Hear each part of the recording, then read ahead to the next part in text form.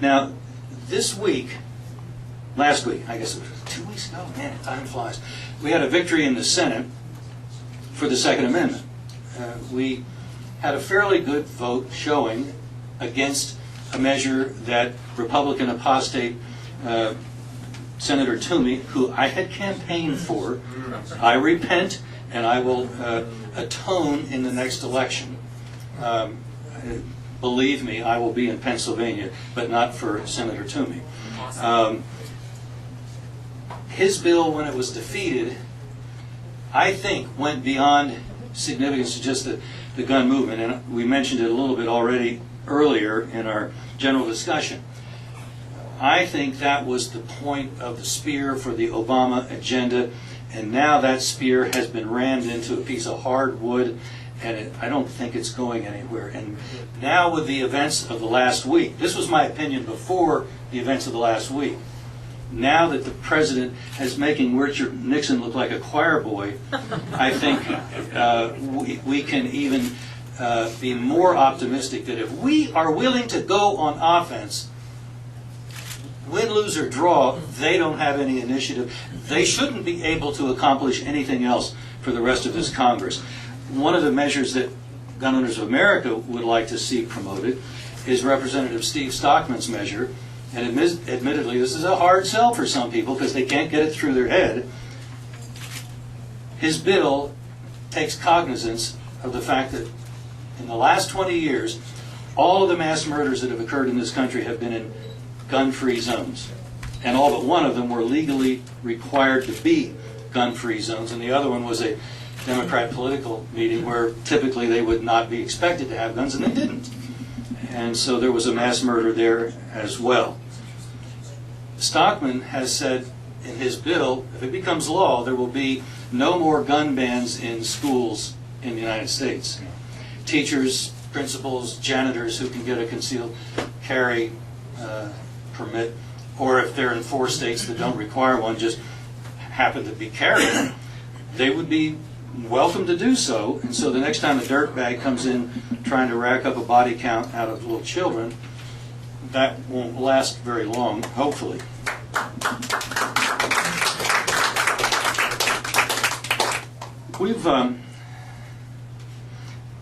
We've got a very good bill that Senator Thune has introduced, and it's been already worth its weight in gold.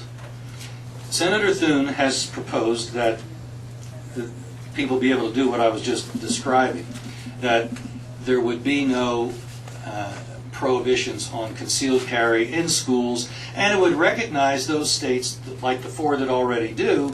If you don't require a concealed carry permit, then same at school, you would be able to carry without any kind of permit. And I realize the teachers' unions probably go crazy, but they're already crazy, so who would notice? That bill became the way that the Manchin bill was actually killed in the Senate. Because of the Thune bill, and because it had already on a previous test vote gotten 53 votes, Harry Reid set the bar for all votes on the Manchin bill, amendments, procedural motions, everything at 60, at the, if you will, the filibuster point. Well, fine, because that kept us from being able to prevail on Thune. Had he left the bar at 50, his measure might have passed, the Manchin bill might have passed, but it very likely would have passed with Manchin on it. So now we send that bill over to the House. What might they likely do in the House?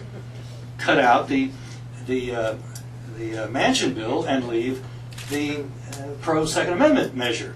That goes back to the Senate, where that already has shown that it has a majority, and that might just become the bill that goes to the president's desk. Now, he may not sign it, but we could also do what Senator Coburn did with another pro-gun piece of legislation and attach it to something like the Justice Department appropriation bill. So you feeling lucky? You want to veto the Justice Department appropriation bill? Go right ahead. So it was getting dangerous, and that's why the bar was set at 60, to make sure there was no Thune. So Senator Thune knew what he was doing, and he's pretty much the unsung hero, because I don't know that most people are aware of just how critical his bill was and his willingness to fire when ready, as the target might have been appropriate. So really exciting and good stuff. Let me just say one last thing. We've seen the outworking of the liberal view on guns for me and V is that for us to have a gun and there's a road rage driver, our having the gun makes it just that much more likely that the situation's going to escalate and somebody's going to get shot. And so it's better not to have that gun.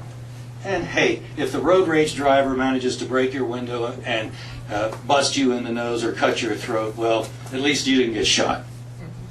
I know you're laughing, but do you think I'm wrong? I'm not really, I don't think that's a straw man. I think that's the way they think. All right, let's go to Benghazi. Same mindset there. Why else would you withdraw armed men from Benghazi and then be surprised when it hits the fan? Only a liberal who really believes in the worldview that being able to protect yourself is provocative and destabilizes could believe that what they did in Benghazi was a good idea. And then it helps explain why when all this starts coming to public attention 2 weeks before the election, they had to come up with a video, they had to come up with this, that, somebody was standing on their head, it was a three-eyed midget, any implausible explanation had to be, you don't believe that? Well then how about this? They could not allow a discussion on the horrible willingness to leave people exposed to lethal force in the hands of a maniac Muslim opponent. That just could not be tolerated. They had to get past the election at all cost. Well, the all cost may be higher than they thought. That cost, at a minimum, I think, if we were happy after the point of the Obama agenda spear was blunted when they couldn't take our guns away this time. And by the way, that instant background check, that's not what they were interested in.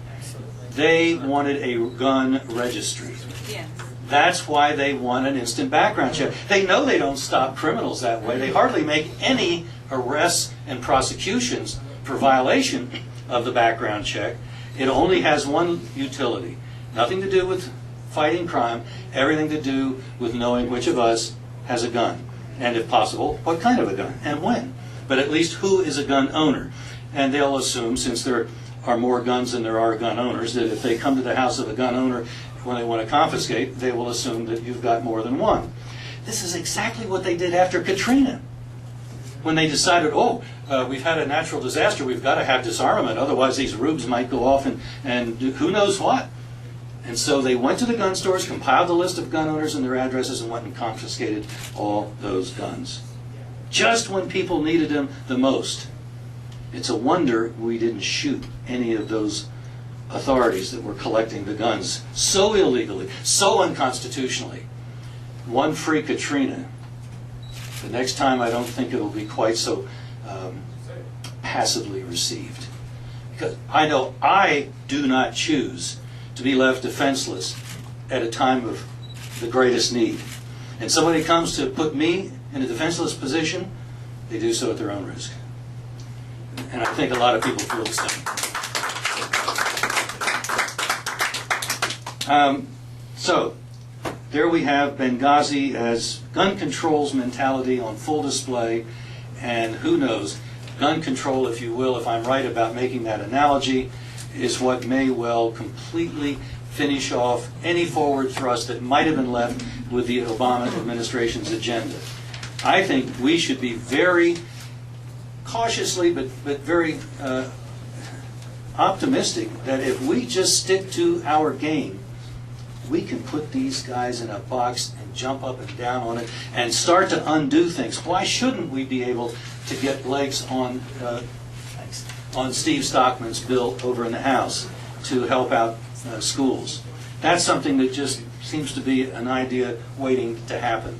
There's a thing called the Hastert Rule in the House, passed under Dennis, thank you, Hastert, when he was Speaker. And it simply says that if you're going to move something, Mr. Speaker, you need to have a majority of your caucus. Well, Boehner has already violated that several times. He's acting as if he's Nancy Pelosi in drag. And he's passing Democrat legislation with a handful of rhinos plus the Democrat caucus.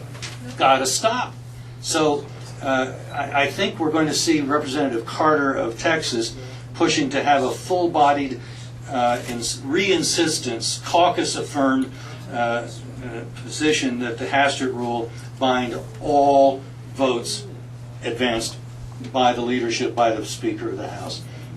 And that should help not only gun owners, but it should help taxpayers and just about everybody else that's suffering under the boot of this government. So anyway, those are some of the things that are on the legislative agenda that we're involved in directly, or like the Hastert Rule, somewhat indirectly, but it'll directly benefit us. So maybe I'm surprising you, I hope not, but frankly I'm cautiously optimistic that we've turned a corner. Not altogether of our own doing. I think the President has been very helpful in getting us around the corner. I'll give credit where credit is due. But nevertheless, I think we are on the way, and it ought to encourage us to just go for their throat and not let go until they say, okay, here's your money back. Here's your freedom back. That's where we need to be.